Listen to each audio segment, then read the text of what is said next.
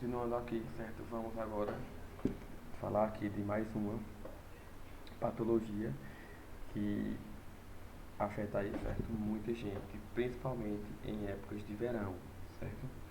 E aí é algo que é visto como doença de praia, certo? Mas que não tem muito a ver, apenas porque realmente o índice, ele aumenta muito, certo? Em época de verão.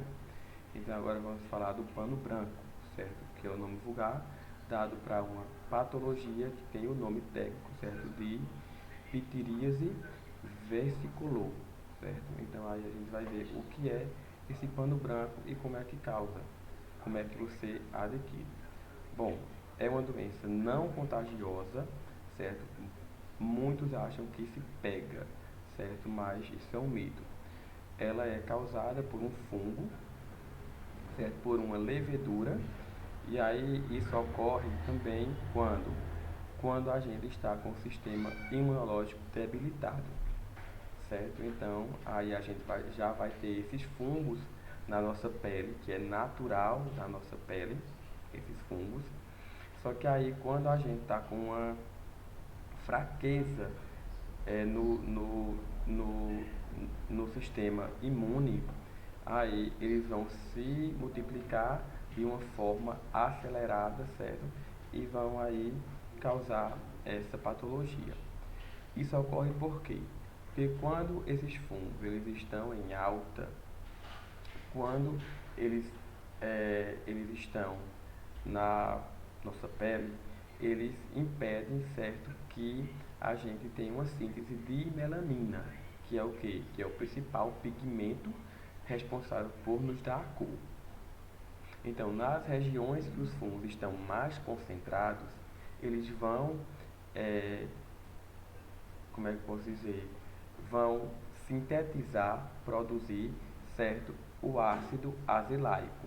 Esse ácido ele vai ter uma função que é inibir a ação da enzima tirosinase. Essa enzima ela é fundamental para a síntese de melanina. Então, com essa enzima inibida nesse ponto da pele, não vai ter a produção de melanina.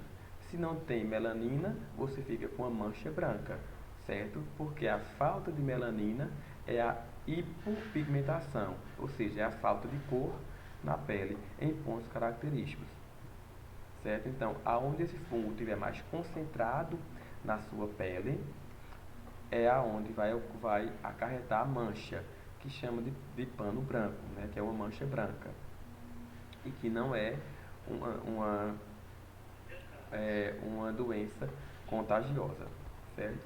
Então aqui a gente enxerga, certo? O fungo, que é uma levedura, certo? Malacésia furto é o nome científico desse fungo.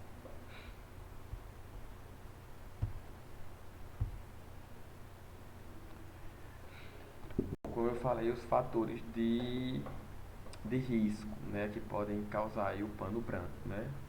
A pitiríase versicolor. Como eu falei, imunodepressão, ou seja, pacientes com sistema imunológico comprometido ou debilitado, certo? Excesso de oleosidade, porque os fungos eles gostam desse ambiente, certo? Má higiene da pele, certo?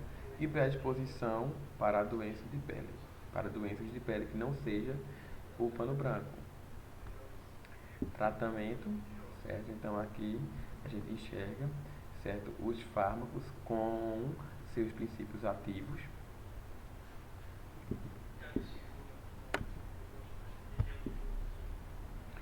E por fim, vamos ver agora a última patologia que eu trouxe para vocês, certo? Então é o odor corporal, também conhecido como bromidrose. Ou seja, tem gente que exala um mau cheiro natural do corpo, tem gente que não. A gente vai ver o porquê desse odor fétido nas axilas, tem gente que tem um odor fétido no cabelo, certo? E assim vai, nas espinhas. Então isso aí a gente vai ver a causa, o foco aqui seria mais, certo? Para o chulé, certo? E para o odor nas axilas, ou que o pessoal chama de, muito vulgarmente, fedor de sovaco, certo? Então a gente vai ver o que é essa bromidrose. Então, é uma condição, certo, que muitos carregam por razões de ações de micro-organismos. Porque o suor por si, ele não tem cheiro, ele não tem odor nenhum. Agora, quando esse suor, ele carrega em si secreções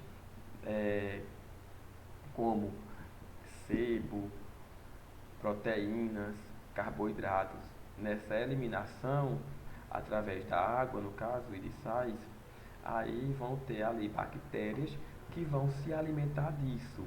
E aí essas bactérias vão ter uma atividade metabólica que no final vai gerar esse mau cheiro, esse odor fétido chamado de bromidrose.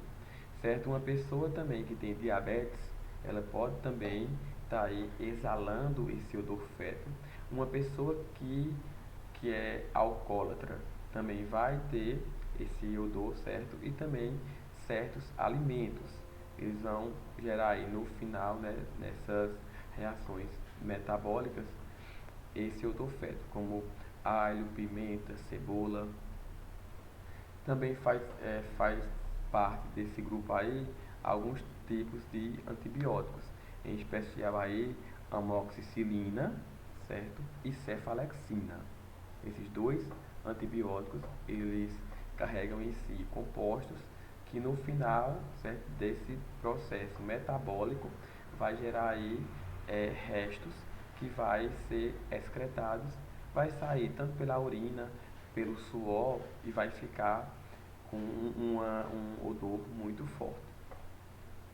Certo? Então, é,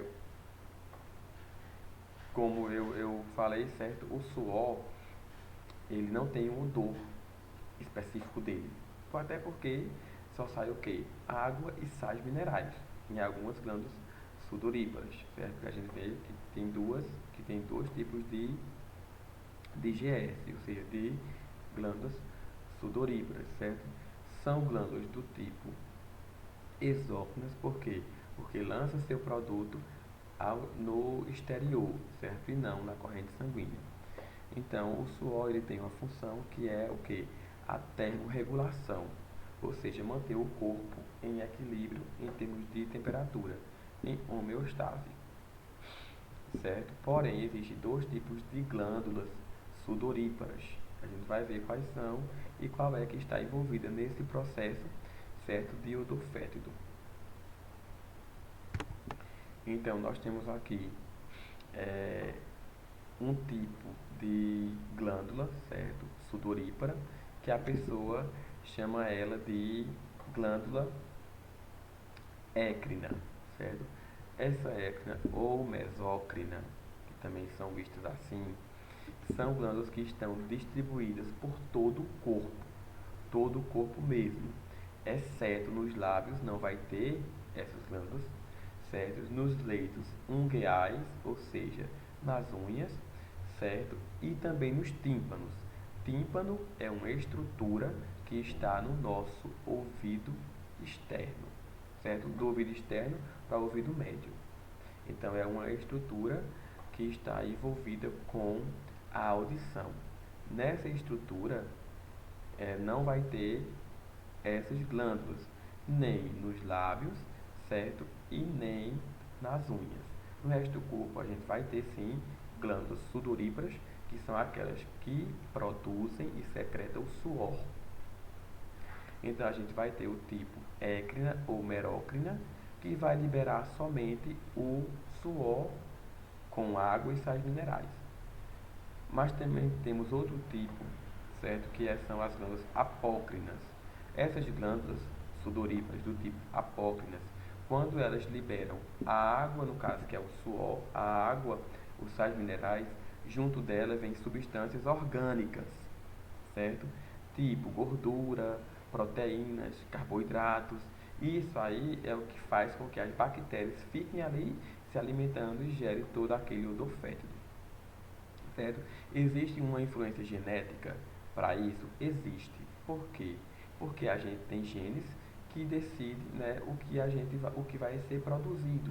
Então tem gente que já nasce com uma predisposição para ter mais glândulas apócrinas. Com isso, vai ter mais uma tendência para ter esse tipo de odor fétido.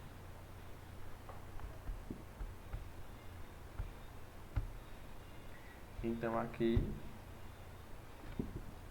Ai, cadê saiu?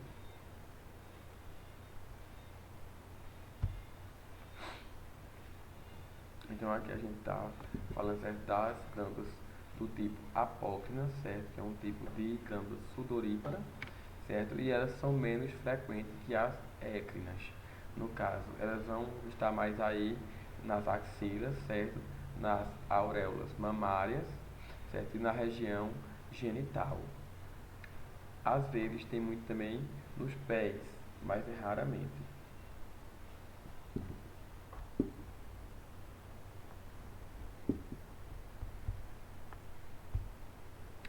Então aqui na imagem a gente enxerga, certo? Aqui tem uma imagem ilustrativa do sistema tegumentar como um todo, tá? A gente já viu isso em tecido epitelial. Aqui nós temos essa regiãozinha aqui azul, que o mouse está, é uma glândula sudorípara do tipo écrina, certo?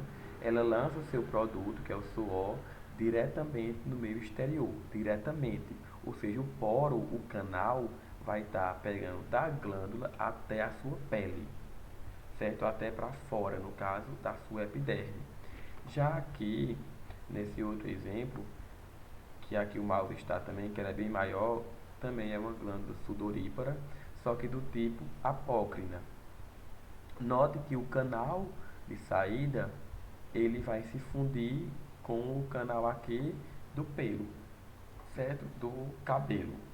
E aí, quando junta essa secreção, que é o suor proveniente dessa glândula, que se junta aí com os restos metabólicos que saem aí pelo canal do pelo, isso gera aí então um acúmulo de bactérias, certo? Que vão sair também através do suor.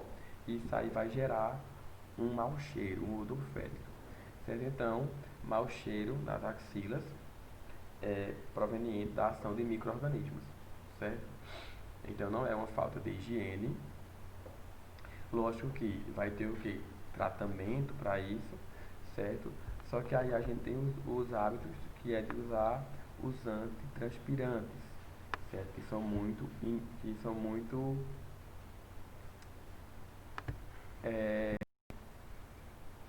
eficazes,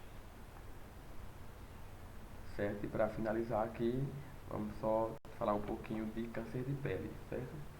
Sem slide mesmo.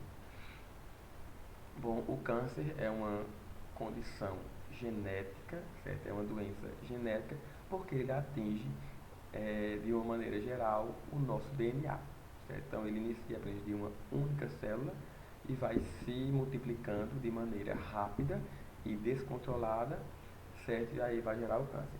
O câncer de pele, vamos ver aqui no caso, o do tipo melanoma, certo? Que é aquele câncer que atinge os melanócitos e eles vão se multiplicar de maneira muito ineficiente, de certa maneira, certo? Vai ser muito rápido, certo? E que pode aí gerar a morte, se não tratar, certo? Mas existem também os tipos não melanoma,